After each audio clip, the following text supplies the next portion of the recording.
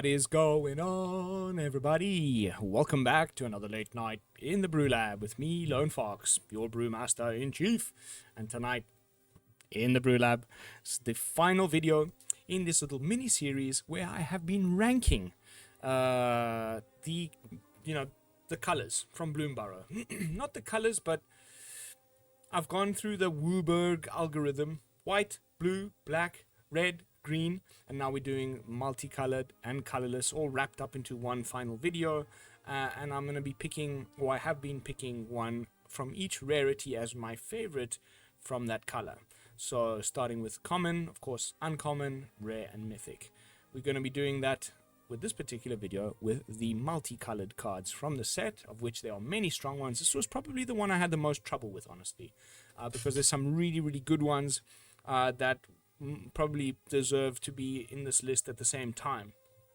But this is probably, of all of the lists that I've just done, the one where I lent more on like what I like as opposed to what's actually really the better card, you know, in a vacuum.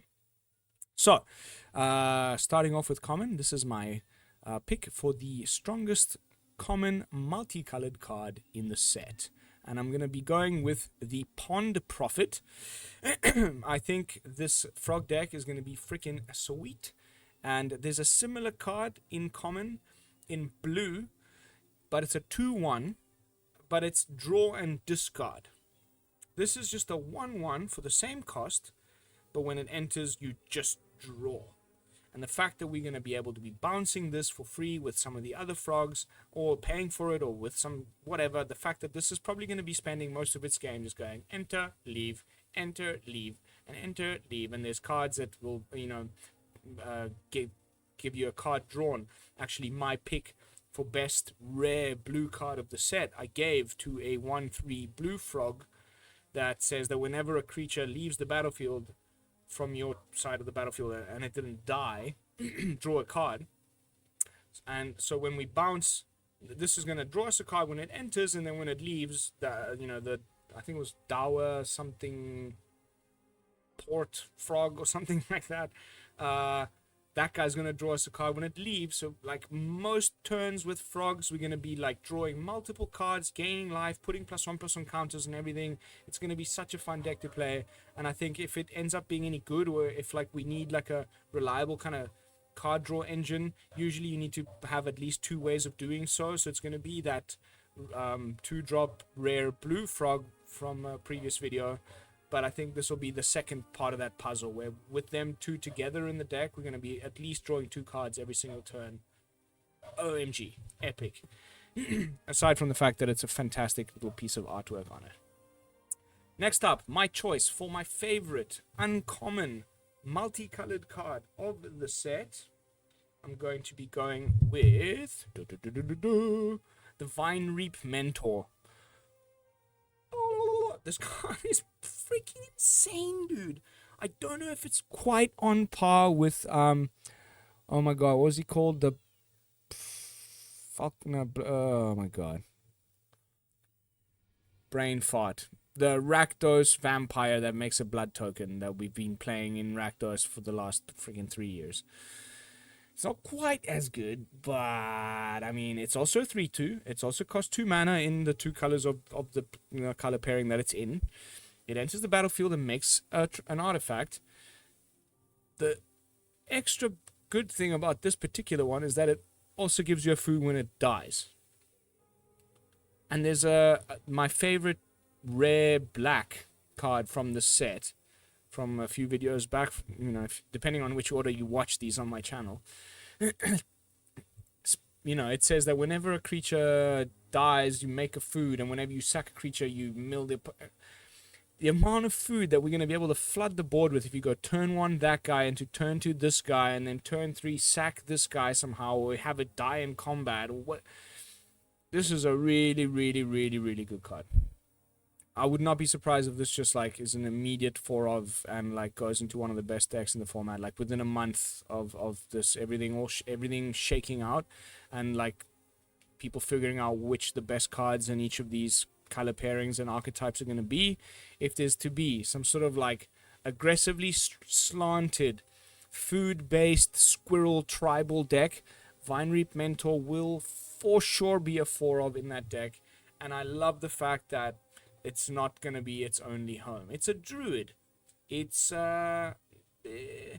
even if you don't even look at creature type, card types, nothing, it's a 2 mana 3/2. That's great in general, and an aggressive like strategy, turn 3 swinging for 3. The fact that it also puts potentially 2 artifacts on the battlefield during its life cycle during the game, which will, you know, maybe you're playing like Golgari Wormlet, and really the reason why you have the Reaper Mentor in here is for the artifacts and not for the fact that it's a squirrel, or that the artifacts themselves are food. I mean, there's so many different ways that this can go into. So, like, without a shadow of a doubt, this for me was the best multicolored uncommon in the set. Which brings us to my favorite multicolored rare in the set. And again, as you've noticed, those of you who've been watching this entire little mini-series, rares is where I have the most trouble. It's very difficult for me to just pick one because there's so many good ones. And when it comes to multicolored cards, that like problem was compounded. So I ended up picking 2. The first one is the one that I personally think is the best because of the deck that I think is going to be the one that I enjoy playing the most, because it's my favorite color pairing, because it's a tribal silly card. But then the next one will be the one that I think is actually going to be the best. So shouldn't surprise anybody. I picked Mabel, Heir to Cragflame, as my choice for the best rare multicolored card. This is going to be a 4 of, I think, in my mouse deck. It'll be interesting to see whether 3 of or 4 of. I think you're going to want to play this on turn 3 like every freaking time you're playing your mice. But the fact that you also kind of don't mind playing it on 5, because it makes this little token, and then when you equip it, what's it called, Cragflame, by equipping it for 2, that's also going to be triggering your Valiant thing, and this is an anthem effect for all your mice. Like, I think it'll probably end up being a 3 of in your mice deck, and that you'll be happy to play it on turn 3 or on turn 5. And then the fact that there's a signpost uncommon for the mice Boros thing, which was almost my pick for the best uncommon of the set in multicolored, that can also fill the curve if you don't have Mabel in hand, or if you'd rather play it on 5. This is going to be really, really cool. So, stoked.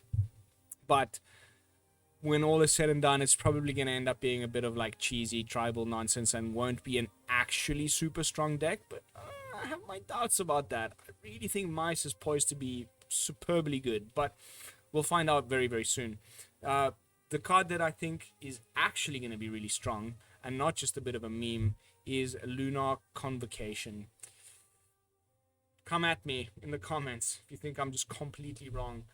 We've been having a lot of these like Orzhov 2 mana, either enchantment or artifacts. It seemed really, really cool. We had like even one in like the what was it called, Aftermath set, which I don't even think if I had to show you the card on screen now you would even know existed in Magic. It was like the King's Hall, or the throne of the Night King, or the Lich Knight's throne, or I don't know. It was just a 2 mana Orzhov enchantment that cared about stuff dying, and I didn't even get it to work for half a second in any of my decks. Then we got that like 2 mana Orzhov Invasion, the invasion of New Capenna, that cared about like was like kind of like a bad Rite of Oblivion that then became an equipment when you flipped it.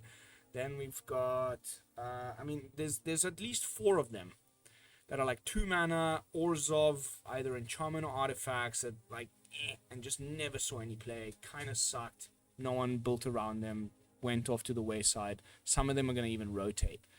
This one, on the other hand, because I'm already looking at bats, and we've got the 1-drop bat that has life gain, and we have the 2-drop bat with life gain. We have 3-drops bats that give. We've even seen one of the 2-drop bats was in my favorite rare from the white from the set. They all care about this gainy drainsies. We're going to be definitely playing a lot with our shock lands, or our pain lands, sorry, and our life gain lands. We you pay the black in the cost of your thing by tapping your pain land and actually taking 1 point of damage, but that immediately enables all of your cards like Lunar Convocation, which is just ridiculous if you look at it, okay? Beginning of your end step, if you gain life this turn, each opponent loses 1 life. Probably the turn this enters, all you're going to be doing is swinging with your 1/1 bat with life gain. You're going to gain life, and your opponent's going to lose 1 life. The next turn, though, that's when you start to do shenanigans. You know, you maybe play your 3rd land, use one of the pain lands to pay for your 3-drop. There's a 3-drop bat that I've forgotten the name of. It's the main bat of the set, the legendary one.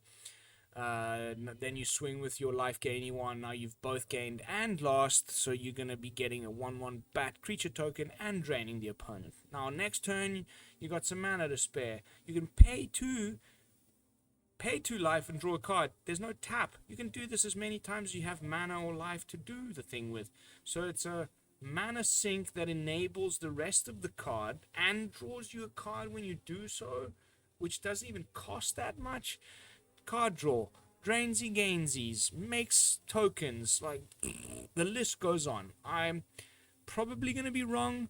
I know I'm with like Deb from SBMTG. We are both gigantic lovers of Orzhov, like our aristocrats kind of shenanigans types decks. They've been terrible for way too long.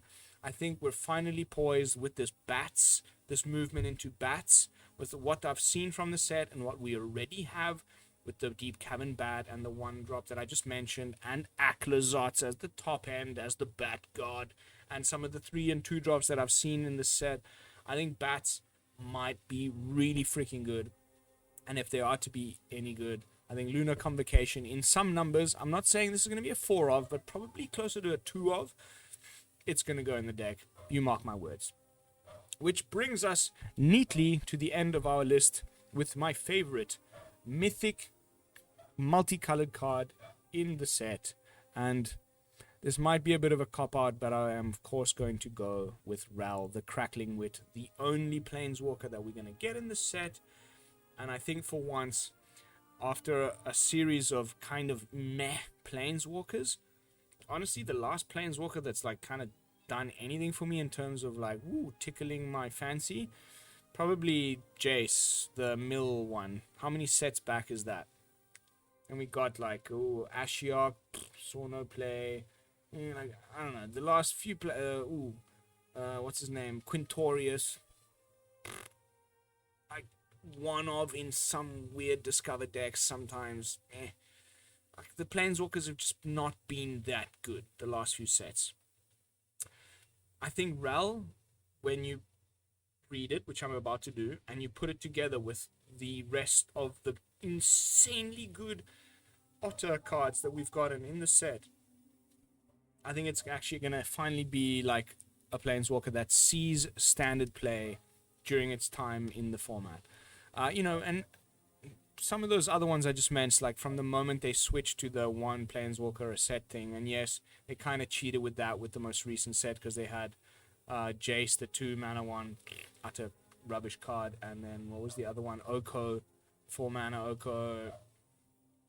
Maybe later they'll we'll get some cross synergy and they'll suddenly become good. I think this one, like the minute you get it, it's just gonna fit right into a deck that's like they're trying to push down our throats with all the amazing otters and the good otters we already have from Wilds of Eldraine. Mwah. Okay. Whenever you cast a non-creature spell, put a loyalty counter on it. What? In a deck where you want to be doing this anyway, the fact that we can get... it immediately explains why the ultimate of this Planeswalker costs 10 mana. Because in the right deck, you're going to be firing off... Like, you play this on 4. On turn 5, you play a land, and then you're firing off 5 freaking instant and sorceries. Or any non-creature, for that matter. So it's like proper full-on prowess. You're going to be putting up a loyalty counter, so you can get this up really quickly. Maybe you start off your chain of, storming off. We'll get there, I promise. That means maybe turn 4 you play it and you make an otter. You +1 and it protects itself. all the good planeswalkers do. You know, the plus ability puts a thing on the board that stops other creatures from attacking it. Already just that, the fact that you can plus to protect it and not minus is already insane. And then on turn 5, you just fire off 5 spells. So now that's already going to make it reach 10 right away. Potentially you can ultimate this the second turn that it's on the board. You draw 3 cards, and then you get an emblem with instant and sorcery spell you cast have Storm. So Storm is back in Standard. It's the only card that says so in the whole set. But like, I think that if you play your cards properly and you build your deck correctly, there's a possibility that on turn 5 you can ultimate this Planeswalker and get that emblem. And draw 3 cards.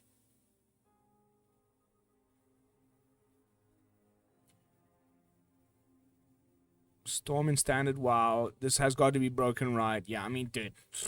Again, I'm glad to see other people agree. This card is probably freaking busted. Cannot wait to find out whether that's true or not.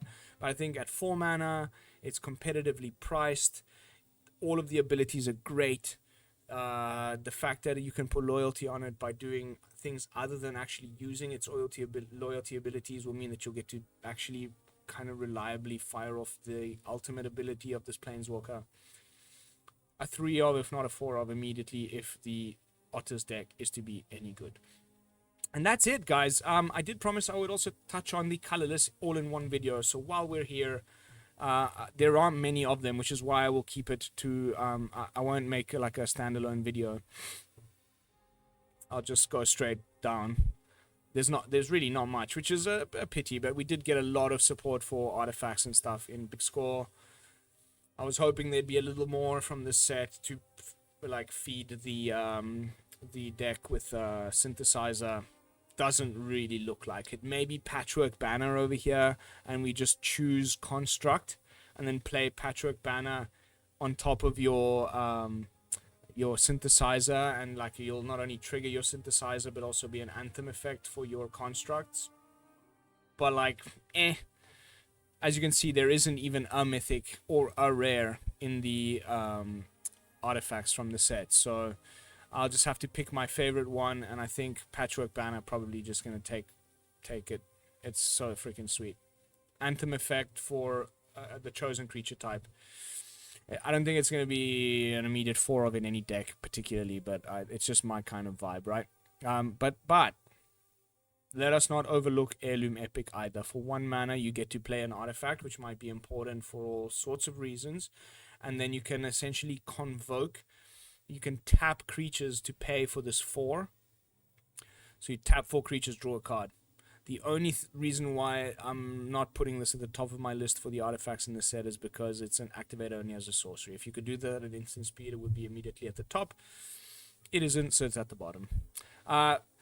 While we're here, this video can go a little longer. We can talk about the lands as well as my pick for the cutest of these tokens. So it shouldn't be a surprise to anybody at this point that we have Fabled Passage as a reprint. We also have 3-Tree City and Fountain Port. Those are, a little bit disappointing. No rare Cycle of Duels. But that is actually probably pretty cool, because it just allows us a bit of time to like enjoy a format where we only really have the fast lands and the pain lands. So it's going to be more focused on aggressive strategies, which is great for me. And then they'll probably start us off on a new sort of cycle of rare dual lands in the next set. So as far as rare lands this time around, it's going to be a lot easier for our precious wild cards. There's no like cycle of rare duels that we all have to go and craft. And Fabled Passage is a reprint, so we don't have to craft that at all. I'm sure we all still have Fabled Passages lying around. It wasn't in, it's like core set 2020 something. Wasn't too far back ago. 3-Tree City, I think more for Commander, but maybe a one-of. Might end up just being a one-of if you're playing any kind of tribal deck. Instead of going like full 4 caverns, maybe you go 3 caverns, 1 3-Tree City. But Fountain Port, on the other hand, this is a doozy for control decks.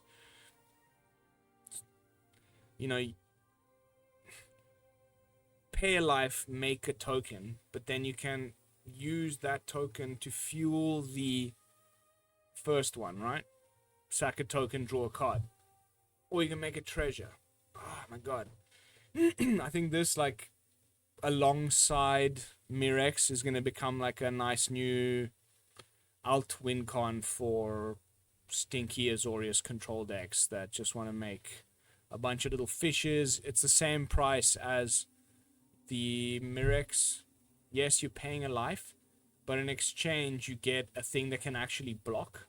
The might tokens from Mirex, yes, they have toxic, so you can win with poison, but they cannot block. But you got to pay a life for these ones.